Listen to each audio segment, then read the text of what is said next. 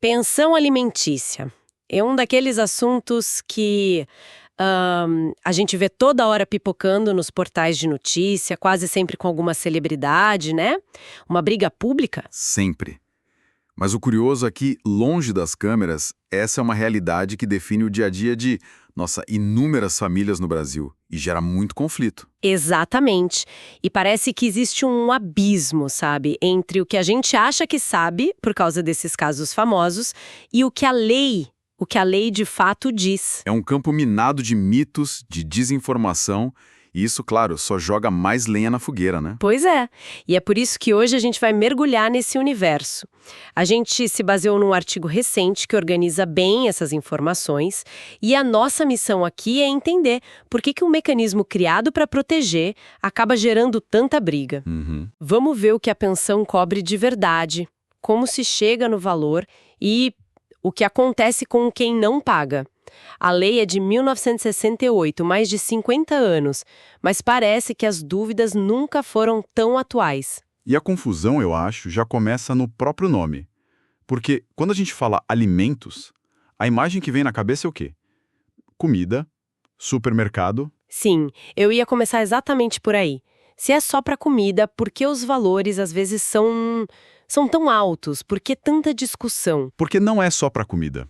E esse é, o primeiro grande mito que a gente tem que derrubar. Ah, tá. A especialista citada na nossa fonte, a Thaís Caldeira Almeida, explica que esse termo, alimentos para o direito, é tipo um conceito guarda-chuva. Um guarda-chuva, como assim? Ele busca garantir a dignidade da pessoa, sabe?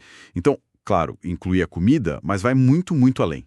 Inclui moradia, educação, saúde, roupas, transporte e até o lazer. Aí, lazer. Lazer. Pensa no futebol do fim de semana, na aulinha de balé, no cinema com os amigos. Tudo isso entra na conta. Nossa, agora a coisa começa a fazer mais sentido. Então, a ideia não é só garantir a sobrevivência, é tentar manter o padrão de vida que a criança tinha, antes da separação dos pais. Exatamente. O objetivo é minimizar o impacto da nova estrutura familiar na vida da criança. Sei. Mas se a lista é tão grande assim, aluguel, escola, plano de saúde, a conta deve ficar gigante. Isso já começa a explicar um pouco das brigas, né? Sem dúvida. Porque a lei parte do princípio de que a responsabilidade dos pais continua a mesma, entende? Mesmo que eles não morem mais juntos. O conceito por trás disso é o tal dever de assistência mútua. Não é um favor. É uma obrigação. Certo, uma obrigação. E essa obrigação, na maioria das vezes, a gente associa, aos pais pagando para os filhos, mas para por aí. Esse é o cenário mais comum, claro. Mas a rede de responsabilidade é mais ampla. Pode acontecer entre ex-cônjuges, por exemplo, se um deles não tiver como se sustentar depois do divórcio. Ah, é? Pode ser dos filhos, para os pais idosos, que precisam de amparo. E tem uma situação que pega muita gente de surpresa. Qual? A obrigação pode, em último caso, recair sobre os avós. Opa, peraí, como assim? A responsabilidade pode passar para os avós, mas isso não cria um problema gigantesco? E se os avós são aposentados, com a vida já organizada? É uma situação extremamente delicada na prática, você tem razão. Imagino. O que a lei diz é, a responsabilidade principal é sempre dos pais. Sempre. Mas, se ficar provado que nenhum dos dois tem a menor condição de pagar, aí a justiça pode sim chamar os avós para complementar ou até arcar com a pensão. Nossa. A lógica é que a responsabilidade familiar é uma rede de proteção, sabe? Se o elo principal quebra, a lei busca o próximo elo. Mas, na prática, o desgaste familiar pode ser imenso. Com certeza. E falando em obrigações, eu sempre achei que era simples. Fez 18 anos, acabou a pensão. Mas pelo que você está dizendo, a história é outra, né? É outra. A maioridade aos 18 é um marco, mas não é um ponto final automático. Não. Se o filho ou filha continua estudando, seja num curso técnico, numa universidade, e ainda não consegue se manter, a obrigação pode continuar. Até quando? Quer dizer que um pai pode ter que pagar a faculdade até os 24 anos? Pode. A jurisprudência, o entendimento dos tribunais, é que a formação profissional é uma extensão do dever de educar. Geralmente vai até o fim do curso ou até os 24 anos. Ok. Então, se a pensão cobre tudo isso e pode durar tanto tempo, a pergunta de $1 milhão. Como se chega no valor? Existe aquela fórmula mágica, os famosos 30% do salário que todo mundo fala? Essa é a maior lenda urbana do direito de família. Não existe.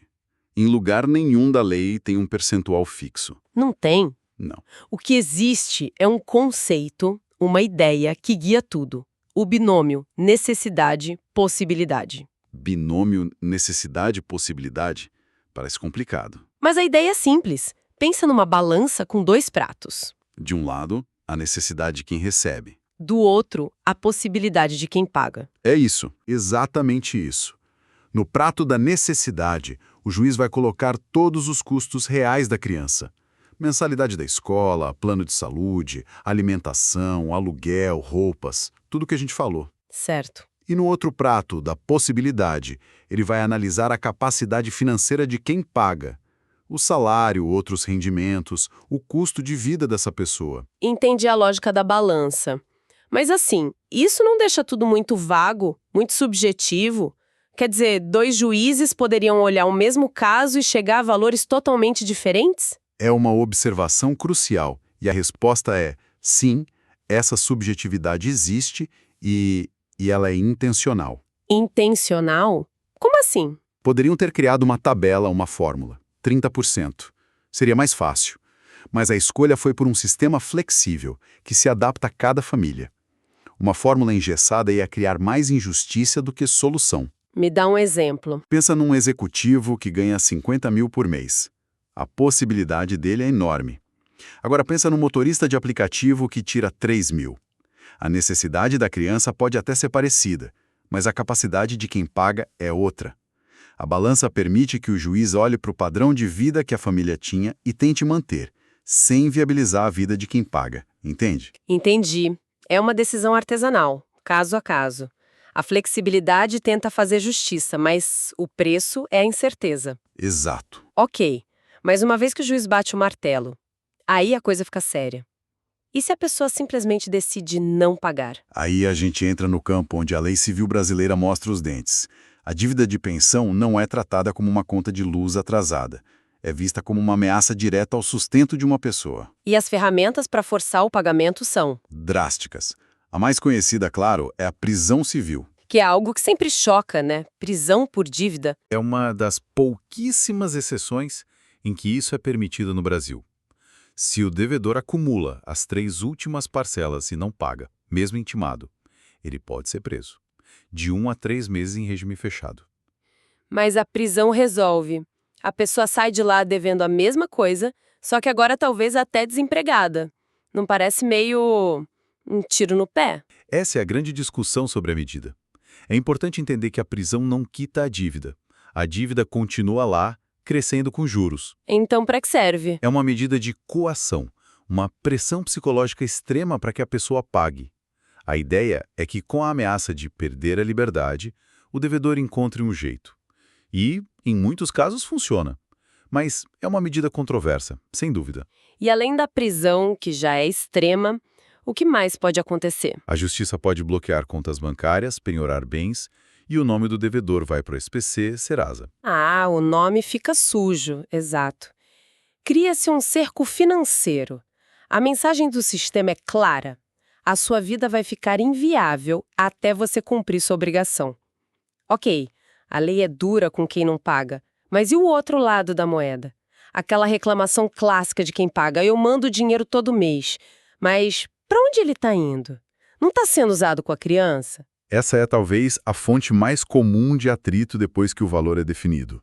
E a lei tem um mecanismo para isso, que é a ação de prestação de contas. Prestação de contas? Isso, se quem paga tem suspeitas fundadas de que o dinheiro está sendo desviado, pode pedir na justiça que o responsável pela criança mostre como os recursos foram usados. Mas isso não vira uma caça às bruxas?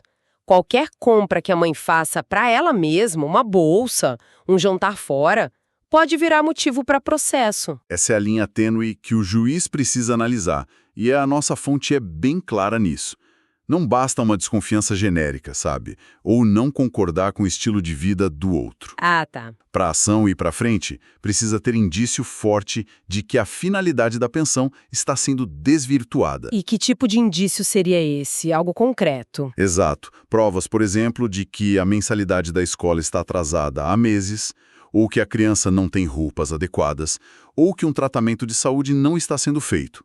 O foco tem que ser a negligência com a criança, não o controle sobre a vida de quem administra o dinheiro. E se for comprovado o mau uso, o que acontece? O juiz tira o dinheiro da mãe, por exemplo? Não necessariamente, porque isso poderia prejudicar ainda mais a criança. Mas o juiz pode tomar medidas práticas. Ele pode determinar que parte do valor seja pago diretamente para a escola, para o plano de saúde. É pagamento em natura, te É fala. pagamento em natura. Em casos muito graves, aí sim, isso pode levar a uma revisão do valor ou até uma discussão sobre a guarda. O leme é sempre o bem-estar do menor. Uau! Então, o que fica claro depois dessa conversa é que a lei da pensão é uma tentativa de equilibrar pratos muito delicados. De um lado é flexível para se adaptar a cada família, mas é essa flexibilidade que abre espaço para conflito. Exato. E a pensão vai muito além da comida e as consequências para quem não cumprem são pesadíssimas.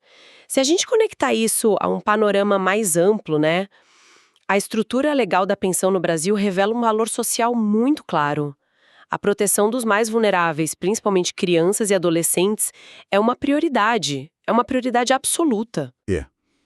A lei cria um sistema que, apesar de imperfeito, busca garantir que a responsabilidade com o sustento de uma pessoa seja inescapável, passando por cima das brigas e das mágoas dos adultos. É um reflexo de como a sociedade tenta blindar o futuro. Perfeito. E para quem nos ouve, fica uma reflexão final que a nossa fonte inspira. A gente viu que a responsabilidade pela pensão pode, em casos extremos, se estender até para os avós. Se a própria lei enxerga a responsabilidade por uma criança como uma rede de apoio que vai além dos pais, o que isso sugere sobre as nossas noções de dever familiar e de comunidade hoje em dia?